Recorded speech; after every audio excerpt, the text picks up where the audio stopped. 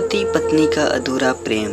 बहुत समय पहले की बात है। किसी गांव में विजय और कविता नाम की शादीशुदा जोड़ा रहते थे। 3 साल तक उनकी शादीशुदा जिंदगी अच्छी चल रही थी। जब विजय उस रात घर पहुंचा तो उसकी पत्नी कविता इंतजार कर रही थी।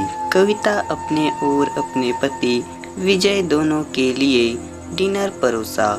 मैंने उसका हाथ पकड़कर कहा, मुझे तुमसे कुछ कहना है। कविता नीचे बैठ गई और खामोशी के साथ मेरी तरफ देखने लगी।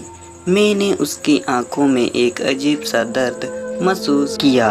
मैं कशमकश में था। मुझे समझ नहीं आ रहा था कि मैं अपना मुंह कैसे खोलूं, लेकिन मुझे उसे बताना था कि मेरी जिंदगी और दिमाग में क्या चल रहा है। मुझे उसे बताना था कि मुझे तलाक चाहिए। मैंने शांति से इस बात को उसके आगे रखा। वह मेरी बातों से नाराज नहीं लग रही थी, बल्कि कविता धीरे से मुझसे पूछा, क्यों? मैंने कविता के सवाल से परहेज किया। तब इससे वह नाराज हो गई। उसने अपने हाथ में पकड़ी चम्मच फेंक दी और मुझ पर चिल्लाई, तुम जानवर हो। उस रात हमने आपस में बात नहीं की। कविता पूरी रात रोती रही। मुझे पता था कि वह जानना चाहती थी कि हमारी शादीशुदा जिंदगी को क्या हुआ था, लेकिन मैं शायद ही उसे कोई संतोषजनक उत्तर दे पाता। मैं उसे कैसे बताता कि जिस दिल में पहले उसका घर था, उस पर अब सुमन का राज है।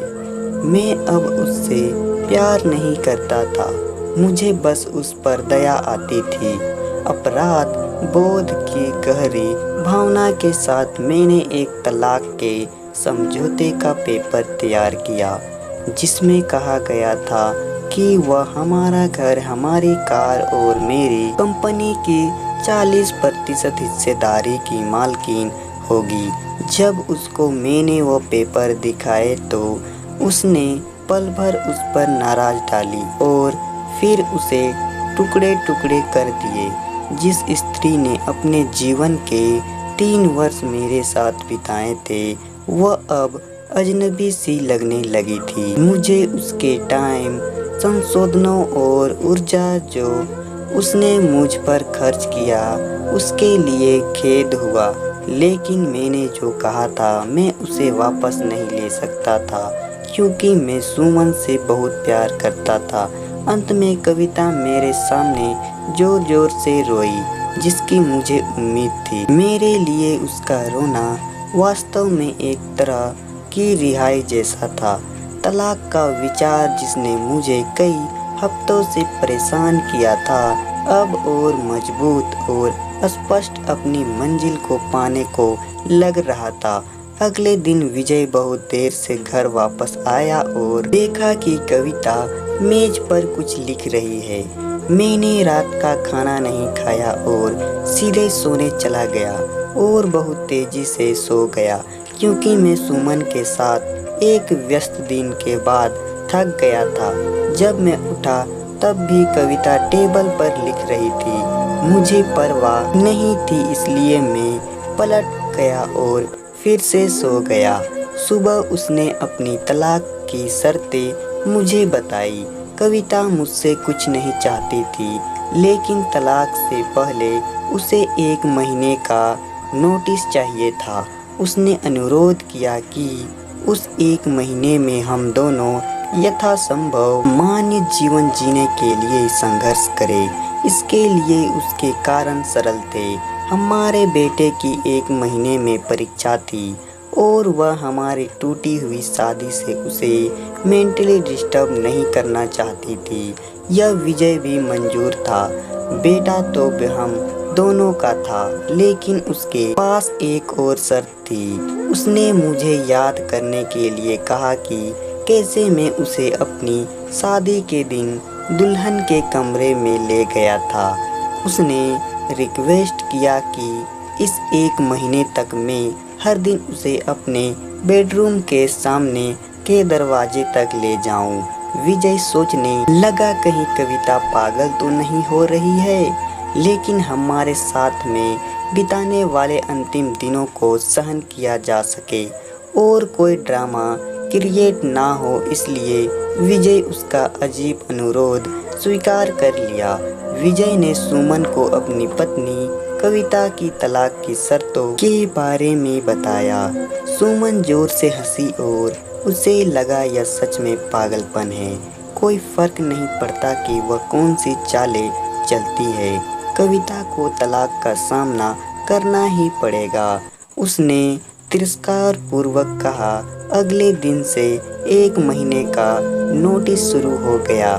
विजय के तलाक के इरादे को स्पष्ट रूप से व्यक्त किए जाने से पहले से ही मेरी पत्नी कविता और विजय के बीच कोई शारीरिक संपर्क नहीं रह गया था।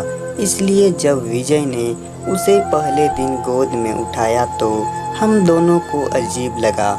हमारे बेटे ने हमारे पीछे ताली बजाई। डैडी ने मम्मी को गोद में लिया है। उसके शब्द ने विजय में एक दर्द की भावना जगाई। शयन कक्ष के बैठक कक्ष तक, फिर दरवाजे तक मैं उसे गोद में लेकर 10 मीटर से अधिक चला।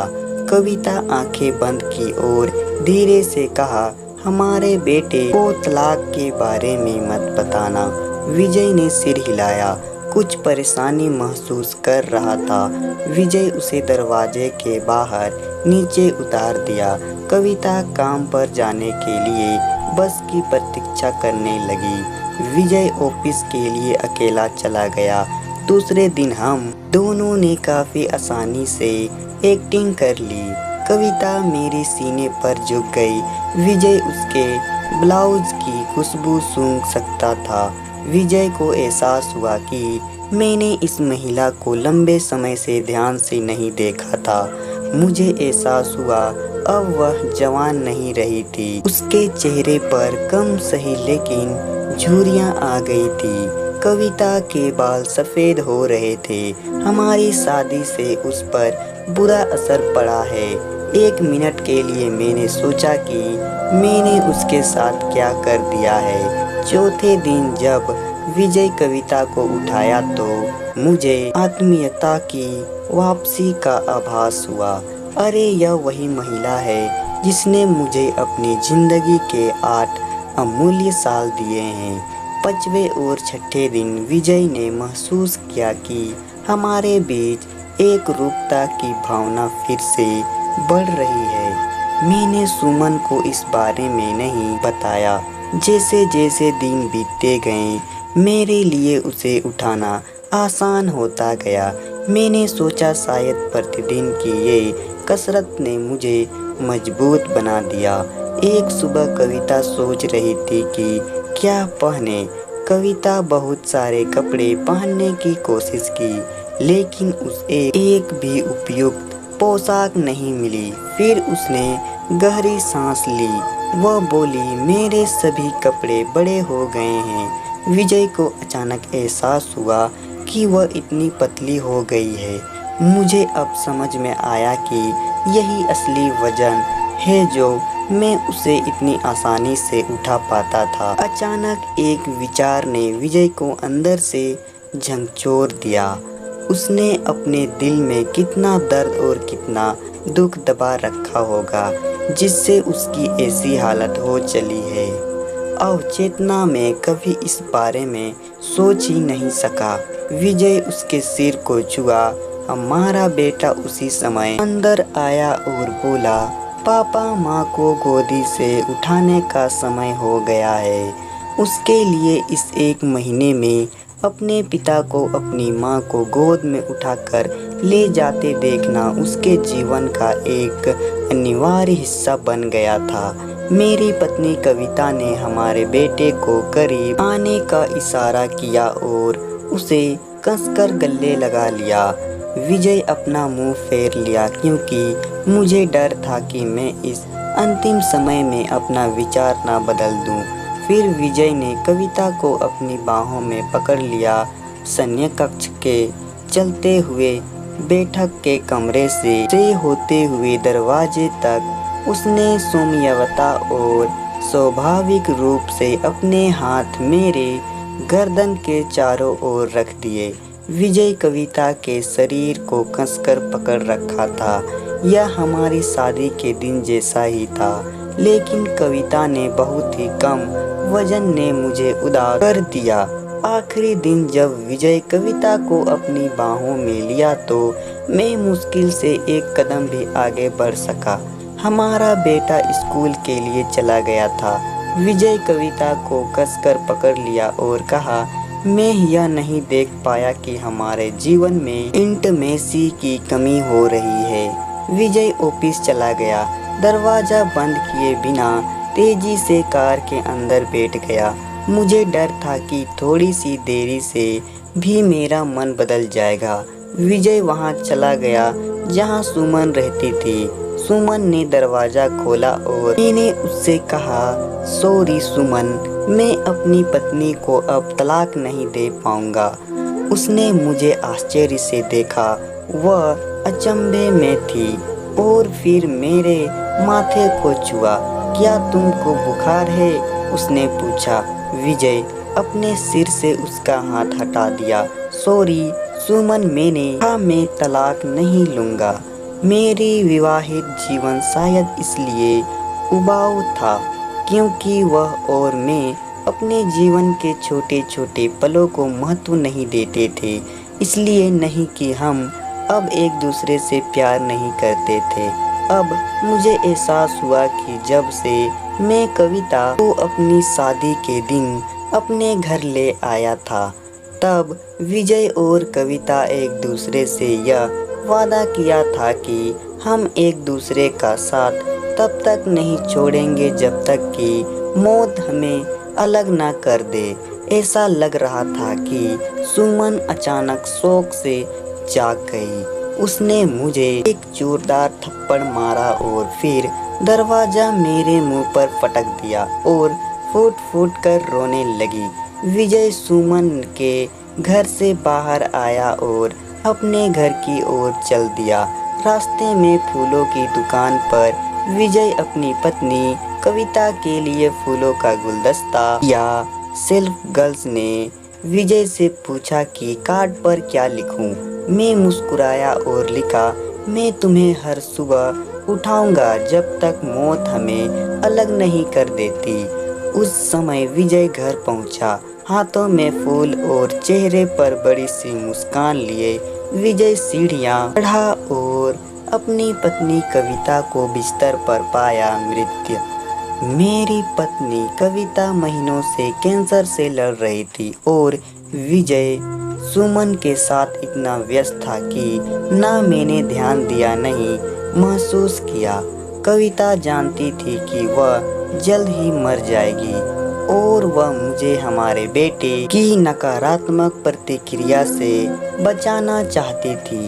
अगर हम तलाक के साथ आगे बढ़ते तो मेरा बेटा मुझसे पक्का नफरत करता। कम से कम हमारे बेटे की नज़र में मैं एक प्यार करने वाला पति हूँ। मैंने तो नहीं, लेकिन मेरी पत्नी कविता ने अपना वादा आखिरी दम तक साथ निभाने का पूरी तरह से निभाया। हाँ, पूरा जीवन अब मुझे पछतावे की आग में जलना था, मगर अब अपने आखिरी दम तक अपनी पत्नी कविता से और भी ज़्यादा प्यार करता रहा, चाहे वह मेरे साथ नहीं थी। आपके जीवन के छोटे छोटे पल ही एक रिश्ते में वास्तव में मायने रखते हैं। यह हवेली, कार, संपत्ति, बैंक का पैसा नहीं है। यह खुशी के लिए अनुकूल माहौल बनाते हैं, लेकिन अपने आप में खुशी नहीं दे सकते। इसलिए आप जीवन साथी के दोस्त बनने के लिए समय निकालें और एक दूसरे के लिए वो छोटे छोटे काम करें जो नवीनता पैदा करते हैं। एक वास्तविक सुखी विवाहित जीवन जिए। तो दोस्तों, कहानी पसंद आए तो वीडियो को लाइक करें, साथ ही साथ चैनल को सब्सक्राइब भी कर दे।